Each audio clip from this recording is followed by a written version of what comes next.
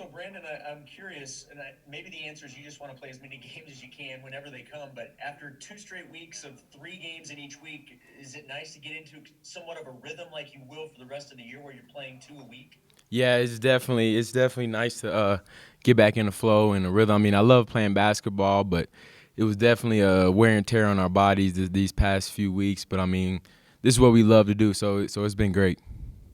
For you, maybe from a personal standpoint, but also talk about this in terms of the team. Where did you think you would be at this point, and is that matching where you expected to be right now, based off of where things are at right now? Are you where you thought you'd be at this point?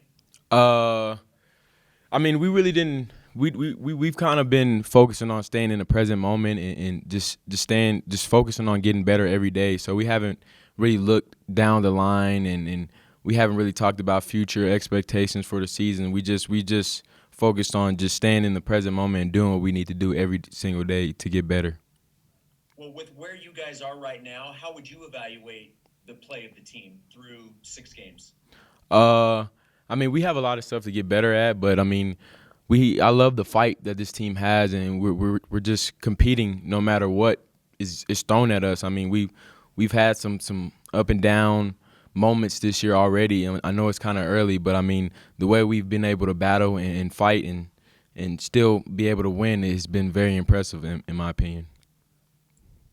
Thanks, Brandon. Brandon, I'm curious. Obviously, you transferred into the program over the offseason and shortened training camp and all that stuff.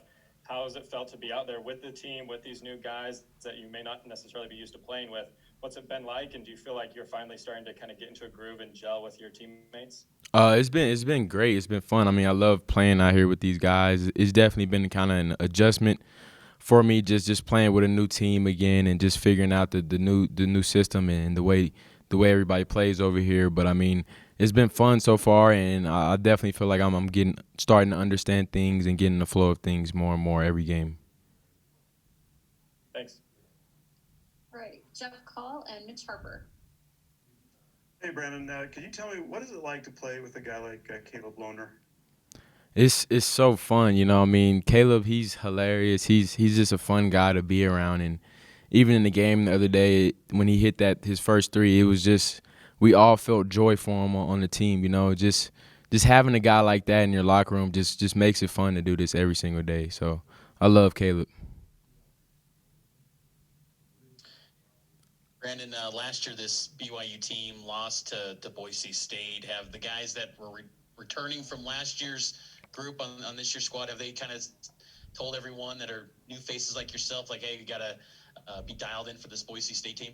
Yeah, that was one thing we kind of discussed after practice today. AB was telling us how last year they kind of went in there, kind of trying to overlook them, thinking they're gonna beat them just cause, and they ended up getting beat, having that mindset. So we just talked about staying locked in and just doing what we need to do, uh, reading the scout, just knowing what we need to do that's gonna help us get this dub tomorrow. So Thanks. Sean Walker and Jake Hatch. Yeah, B, you've obviously got plenty of experience here playing these in-state games, both at your previous stop and now. It seems like things have kind of been taken up a level since you put on that BYU uniform with some of these in-state rivalries. Are they? I mean, how can you describe sort of the difference between kind of these regional games when you're playing the Utah States, the Boise States? You've got a pretty big one on Saturday that you're probably not looking at all in the least bit, 100%, right? But how can you kind of describe the sort of just the way that these games kind of crank up a notch?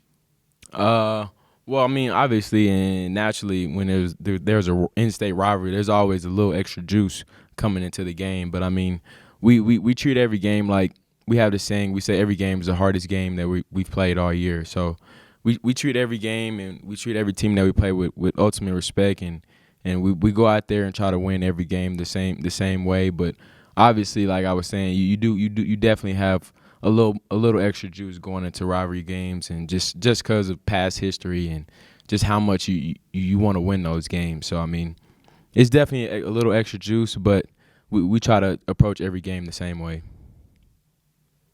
kind of to follow up on that is we've seen a lot with BYU and Boise State kind of becoming a rivalry in football. Have you heard anything kind of like that with the basketball team? Like this is a game that you guys, I don't want to say circle on the calendar because that's obviously a cliche, but there is kind of that same juice there too.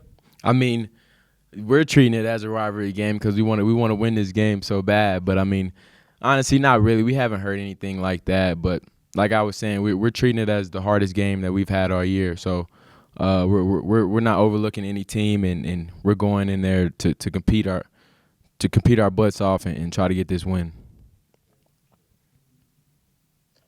Yeah, Brandon, you worked with Coach Pope at UVU during that redshirt year when you made that transfer over. How different is the style you're playing with him here at BYU versus what you experienced when you were with him over in Orem?